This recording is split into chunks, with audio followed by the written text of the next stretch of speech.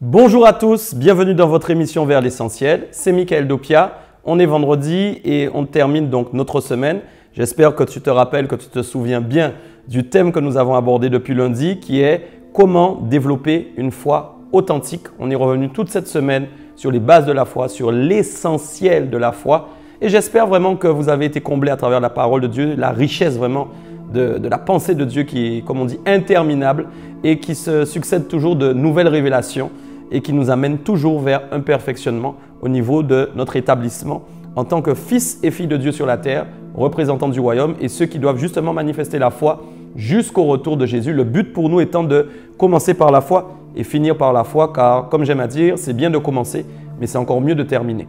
Alors justement, on veut bien terminer aujourd'hui et il fallait terminer sur la chose la plus belle. Et c'est pourquoi mon thème de ce vendredi est tout simplement la foi authentique. On a parlé de la pseudo-foi, on a parlé de la fausse foi, on a parlé de la mauvaise vision qu'on a parfois de la foi. Et on a mis les fondations, les choses les plus importantes à leur place, ce qui nous permet d'arriver maintenant à la manifestation justement de cette foi authentique dans notre vie de tous les jours. Et c'est là on arrive sur un texte qui est vraiment intéressant et qui se situe justement dans Hébreux 10, les versets 38 à 39. Voilà ce qui est dit. « Et mon juste vivra par la foi, mais s'il se retire, mon âme ne prend pas plaisir en lui. Nous ne sommes pas de ceux qui se retirent pour se perdre, mais de ceux qui ont la foi pour sauver leur âme. » Et donc, quand on arrive sur la foi authentique, il est bien évident que si on est prêt à la manifester, il faut que nous soyons stables et que nous restions dans cette foi authentique tous les jours de notre vie jusqu'au retour de Christ. Et donc, c'est pourquoi il dit « Le juste, celui qui lui est agréable, va vivre par la foi. » Je voulais aller plus loin parce que le mot « vivre », il donne déjà une signification. Mais si nous allons plus loin, nous regardons qu'il dit tout de suite après « s'il se retire ». C'est comme s'il faisait un lien entre celui qui marche par la foi et celui qui se retire. Donc ça veut dire que marcher par la foi en réalité, ça veut dire rester en fin de compte dans la foi, puisqu'il dit qu'on peut se retirer. Et donc il dit une chose importante, il ne prend pas plaisir dans les personnes qui ne sont plus dans la foi, c'est-à-dire qui se retirent de la foi et donc qui deviennent soit incrédules, qui ne croient plus et qui renient quelque part leur foi. Et il dit à ce moment-là, il n'y a plus de plaisir dans cette personne, même si cette personne se dit chrétienne, même si elle est baptisée, Dieu ne prend plus plaisir dans cette personne. Pourquoi? Parce que nous savons que c'est la foi qui appelle une rémunération et la rémunération est donnée en fonction de la foi. Tel Abraham, sa foi lui a été imputée à justice et nous voyons qu'il y avait une dimension aussi d'obéissance à travers sa foi puisque quand vous croyez, vous êtes obligé bien évidemment de passer à l'action. Donc l'action que vous allez porter va donner une manifestation donc, de votre obéissance aux yeux de Dieu. Dieu lui-même voulant vous répondre justement et vous récompenser, tel aussi il avait récompensé aussi Abel parce qu'il avait fait une offrande qui était plus agréable finalement que celle de Caïn. Et donc, il était plus agréable aux yeux de Dieu. Donc, Dieu prend plaisir en nous quand nous restons dans la foi. Mais quand nous commençons à faire des choses en nous retirant, Dieu ne prend plus plaisir. Et donc, la foi authentique, c'est ça. C'est rester constant, c'est rester stable. Ce n'est pas un jour avec et un jour sans. Il dit encore, nous ne sommes pas de ceux qui se retirent pour se perdre. Non, ça veut dire que quand on se retire de la foi, on perd la route, on perd la vision, on perd l'angle de vue puisqu'on se perd. Et donc, nous ne voulons pas nous perdre, au contraire, nous voulons garder le droit chemin et nous voulons toujours trouver le bon chemin qui nous mène à la réussite. Et donc, il dit, mais nous sommes de ceux qui ont la foi pour sauver leur âme et le salut de l'âme est la destination finale. Et c'est pourquoi je disais que la foi, c'est pas seulement, durant toutes ces émissions, j'ai dit, la foi, c'est pas seulement demander des choses pour les recevoir. Mais non, la foi, c'est d'abord être sauvé. Et donc, la foi, c'est d'abord aller dans la présence de Dieu. La foi, c'est d'abord croire dans ce sacrifice qui a ouvert un lieu auquel nous n'avions pas du moins accès. Nous savons que c'est le sanctuaire qui est en fait pas un bâtiment en béton, mais qui est la présence de Dieu qui peut être palpable dans ta vie. Et donc, il me disait le seul moyen de permettre à Dieu de prendre plaisir en nous, c'est en vivant par la foi, en restant dans la foi. Alors, c'est ce que je te conseille de faire.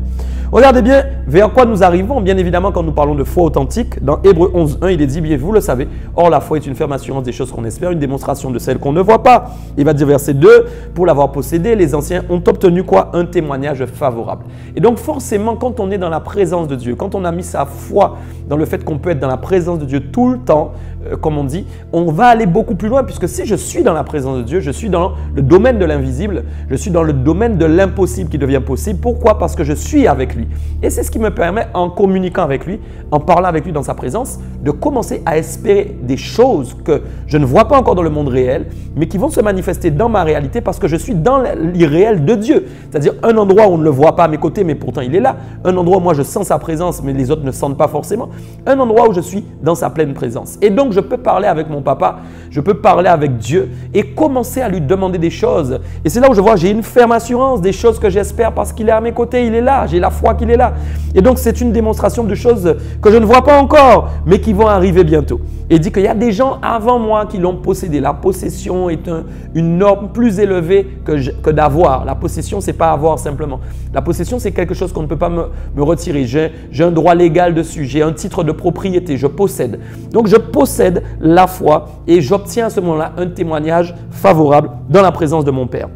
Il dit au verset 3, c'est par la foi que nous reconnaissons que le monde a été formé par la parole de Dieu. Si moi-même je reconnais que le monde a été formé par la parole de Dieu, je peux reconnaître que toute autre chose sera formée par la parole de Dieu. Pourquoi? Le monde est la chose la plus grande que même l'homme ne peut pas retirer, que même l'homme ne peut pas modifier malgré toutes ses erreurs, toutes ses bêtises. Personne ne pourra changer le jour, personne ne pourra changer la nuit. C'est Dieu qui reste au contrôle de sa création. À partir du moment où j'ai une foi authentique, que je crois réellement que je sers le Dieu qui a créé la terre et les cieux, il n'y a rien en moi qui ne peut pas former. Il n'y a rien autour de moi qui ne peut pas former. Je crois que oui, il est ce créateur. Donc dans aussi la foi authentique, il y a une autre chose dont je voulais vous parler.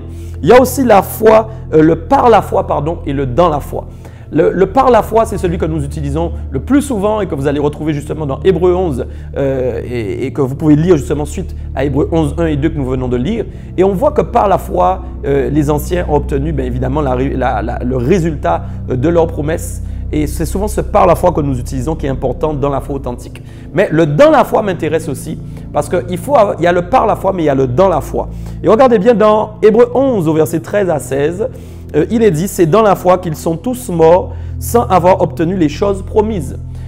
On doit partir dans la foi, on doit mourir dans la foi. C'est là où on voit la notion de stabilité, on voit la notion en fin de compte de progression, parce que si on meurt dans la foi, ça veut dire que la foi ne nous a jamais quittés. Et donc il est important de prendre ce repère comme étant la chose la plus importante qui doit nous accompagner tous les jours de notre vie. Mais regardez bien ce qui est fort, ils sont morts dans la foi mais ils n'ont pas forcément obtenu les choses promises. Souvent on dit aux gens, oui, vous aurez la foi qui va vous donner tout ce que vous voulez. Attention, il y a des promesses qu'on n'obtient pas forcément sur la terre, même si nous avons eu la foi. Ce n'est pas parce que Dieu n'a pas donné une promesse qu'il ne faut plus avoir la foi. C'est là l'erreur terrible. Non. Tu peux avoir la foi dans quelque chose qui t'est promis ne pas le recevoir, mais le recevoir ailleurs, c'est-à-dire dans la dimension céleste. C'est pourquoi il dit, sans avoir obtenu les choses promises, ils sont quand même morts dans la foi. Pourquoi? Parce que leur cœur n'était pas seulement attiré par ce que Dieu pouvait leur donner, mais ils étaient simplement attirés par Dieu parce qu'ils croyaient en lui. Et ça, c'est très important. Regardez, mais ils les ont vus et salués de loin, reconnaissant qu'ils étaient étrangers voyageurs sur la terre. Très fort. Ils sont prêts à saluer de loin les promesses qu'ils n'ont pas reçues parce qu'ils ont compris qu'ils ne sont pas citoyens de la terre, mais qu'ils sont citoyens du ciel. Donc quand on est citoyen du ciel, on comprend que même si on n'a pas eu une promesse qui était terrienne, ce n'est pas grave parce qu'en fait cette promesse terrienne n'est pas celle qui s'associe à ma vie réelle. Car ma vie réelle, c'est une vie de citoyenneté céleste. Je suis un citoyen du ciel.